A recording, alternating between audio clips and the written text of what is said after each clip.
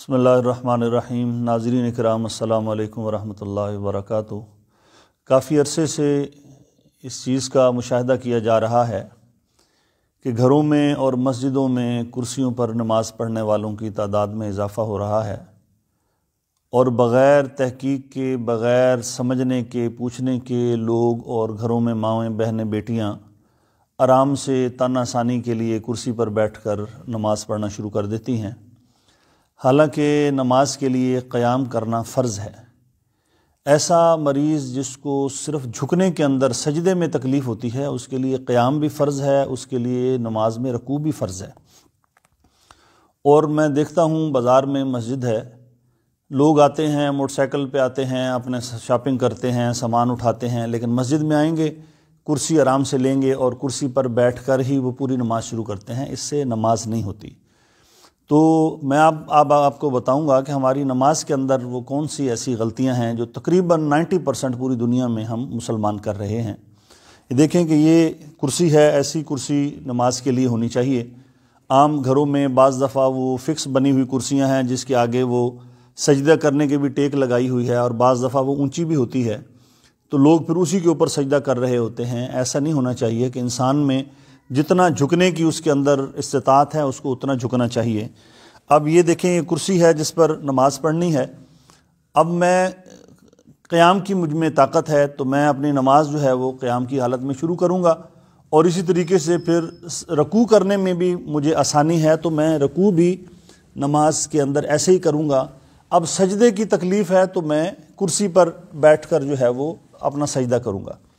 اور اس سجدے کے لیے آپ نے دیکھا ہوگا کہ لوگ جو کرسیوں پر نماز پڑھتے ہیں ان کے اندر جو بڑی غلطی یہ ہے کہ وہ نماز کرسی پر شروع کر کے رکوع کے اندر وہ اتنا جھکتے ہیں، اور پھر سجدے میں جانے کے لیے آپ نے دیکھا ہوگا 90% یا 95% لوگ ایسے سجدہ کرتے ہیں۔ یہ بالکل غلط بات ہے، پتہ نہیں کہاں سے لوگوں نے لے لی ہے۔ ایسے سجدہ نہیں کرنا۔ وہ میرے بزرگ اور مائیں بہنیں بیٹیاں جن کو رکوع اور سجود میں شرعاً واقعی اتنی تکلیف ہے کہ نہ وہ کھڑی ہو سکتی ہیں نہ وہ بیٹھ سکتی ہیں، ان کے لیے یہ ہے کہ جب وہ نماز پڑھ رہی ہیں یا وہ حضرات جو نماز پڑھ رہے ہیں رکوع میں وہ اتنا جھکیں گے، سمیع اللہ لمن حمیدہ کر کے۔ اب سجدے میں ہاتھ باہر نہیں نکالنے، بلکہ سجدے میں زیادہ جھکنا ہے، جتنا وہ آسانی کے ساتھ وہ جھک سکتے ہیں اس کے لیے جھکنا ہے۔ یہ طریقہ بالکل غلط ہے کہ جو لوگ رکوع میں تو اتنا جھکتے ہیں اور سجدے میں ہر کوئی اپنا ہاتھ باہر نکالتا ہے۔ یہ غلطی ذہن میں رکھیں کہ سجدے میں باہر ہاتھ نکالنا کوئی جائز نہیں ہے اور کوئی ضروری نہیں ہے، نہ یہ کوئی دین کا مسئلہ ہے۔ ہر کوئی زیادہ ہاتھ نکال رہا ہے، کوئی تھوڑا ہاتھ نکال رہا ہے۔ سجدے میں آپ کے ہاتھ ادھر ہونے چاہیے۔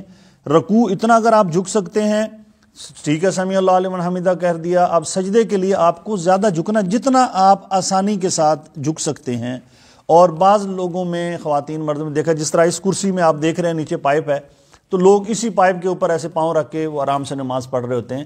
یہ جائز نہیں ہے۔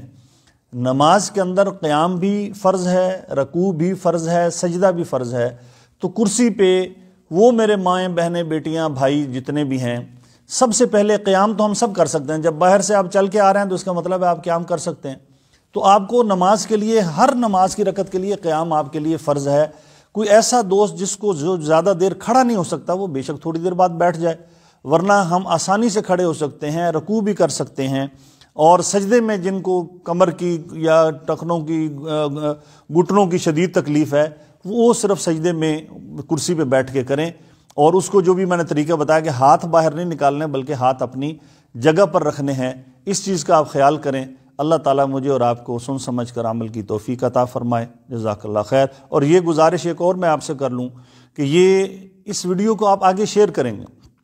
یہ اس لیے بنا کے دے رہا ہوں کہ اس کے اندر گھر گھر کے اندر یہی غلطی ہے۔ اس کو ثواب کی نیت سے اس کو آپ نے شیئر کرنا تاکہ ہر گھر کے اندر جو مریض ہیں، جو نماز کرسی پہ پڑھتے ہیں، ان سے گزارش یہ ہے کہ وہ اپنی اس غلطی کو درست کر لیں، اور جہاں تک یہ پیغام جا سکتا ہے، کسی ایک کی بھی نماز درست ہوگی میری اور آپ کی نجات کا ذریعہ ہے۔ جزاکم اللہ خیر، وآخر دعوانا الحمدللہ رب العالمین۔